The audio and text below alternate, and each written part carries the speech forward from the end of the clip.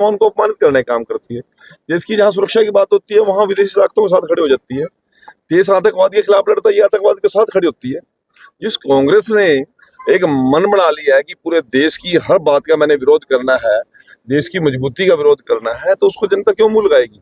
ये जनता सभी कुकृत्य देख रही है और कांग्रेस का भ्रष्टाचार कोई छुपा हुआ नहीं है। सर, इतना कमजोर विपक्ष क्या लोकतंत्र के लिए सही, आप क्या मानते हानिकारक है। आज 37 विधायकों में से एक नेता प्रतिपक्ष नहीं चुन सकी कांग्रेस, से बुरे दिन क्या हो सकते हैं? हमारा भी लगभग 35-36 साल का पॉलिटिकल जीवन हो गया। इससे कमजोर, लाचार और बेबस कांग्रेस ने हमने कभी देखी? नेता विहीन कांग्रेस ने देखी, मुद्दा विहीन कांग्रेस ने देखी, नीति विहीन कांग्रेस ने देखी। लेकिन वही आरोप लगा रहे हैं कि नरेंद्र सरेंडर जैसे ध्यान दे रहे हैं। अब कुछ सुना भी है इसके आरोप ना, आपने सुन लिया, हमने सुना नहीं, ना कोई ध्यान देता, ना कोई सीरियस लेता। सर, सामाजिक न्याय और अब बहुत ज्यादा हमें चिंता करने की जरूरत नहीं, मैं को कांग्रेस प्रवक्ता तो हूँ नहीं। सर 11 साल सामाजिक न्याय में अधिकारिता मंत्रालय जो है ऐसा मोदी सरकार कर पाई है 11 साल में, जो आप एक सवाल पूछिए, कौन सा काम रह गया? मैं आपसे पूछना चाहता हूँ, कौन सा काम आपको लगता है कि ये काम होना चाहिए? आप बताइए ना। बेरोजगारी की बात है तो सबसे ज्यादा रोजगार पैदा किसने किए? बिना पर्ची और बिना खर्ची की सरकार किसने चलाई? आज युवाओं की जो भीड़ एमएलए मंत्रियों कोठी पे हुआ करती थी, आज वो कोचिंग सेंटर पे है। एक कलम से 24 हजार नौजवानों को मुख्यमंत्री शपथ बाद में लेते हैं, पहले उनको अपॉइंटमेंट लेटर देते हैं। पूरे देश के अंदर जिस प्रकार का चहुमुखी विकास हो रहा है, चौथी आर्थिक शक्ति बन चुका है। सैन्य बल आज के दिन हमारा मजबूत है, अनाज के भंडार भरे हुए हैं, बड़े बड़े हाईवे, वंदे भारत ट्रेन। कौन से क्षेत्र में आप जाओगे जब देश की बागडोर मोदी जी ने संभाली थी 69 एयरपोर्ट पे, आज 176 एयरपोर्ट है देश के अंदर। एम्स की क्या स्थिति थी पूरी दुनिया के अंदर?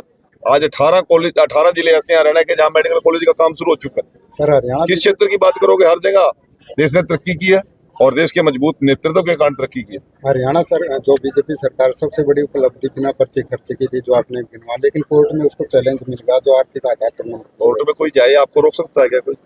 मुझे रोक सकता है क्या कोई? लेकिन उनकी नौकरी को नहीं, मैं जो बात आपको कर रहा हूँ वो रोक सकता है क्या? संभव नहीं है।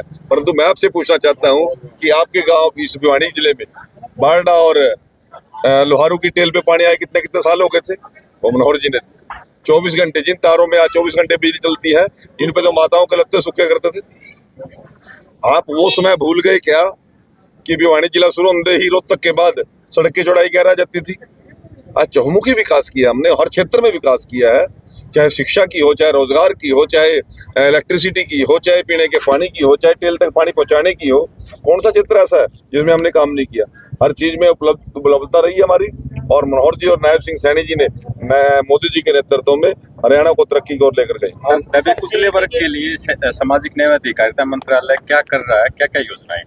देखिए, आज देश के अंदर सबसे ज्यादा पेंशन देने वाला कोई प्रदेश है।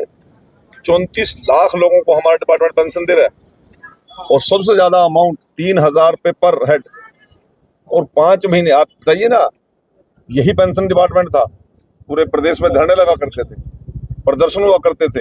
आपके पास एक भी कोई पेंशन का केस आता है क्या? नहीं योजना है क्या? और 60 साल होने तक हमारा डिपार्टमेंट का अधिकारी उनके घर पहुंच जाता है और जाके कहते हैं जी आप अपने कागज पूरे कीजिए, अगले महीने की इस डेट को आपको पेंशन मिलेगी। नहीं तो लोग दफ्तरों में काट काट के थक जाते थे। आज लाडो लक्ष्मी योजना हमारी तैयार हो चुकी है, आने वाले दिनों में मुख्यमंत्री जी अभी एक भव्य योजना के तहत उसको हम इम्प्लीमेंट करने वाले हैं। दिव्यांगता का 3% आरक्षण था, अब हमने 4% को लेकर गए हैं। मैं आप लोगों के माध्यम से बताना चाहता हूँ कि हर वर्ग के लिए चिंता करने वाली सरकार और हर वर्ग की सुख सुविधाओं का ध्यान करने वाली सरकार। सर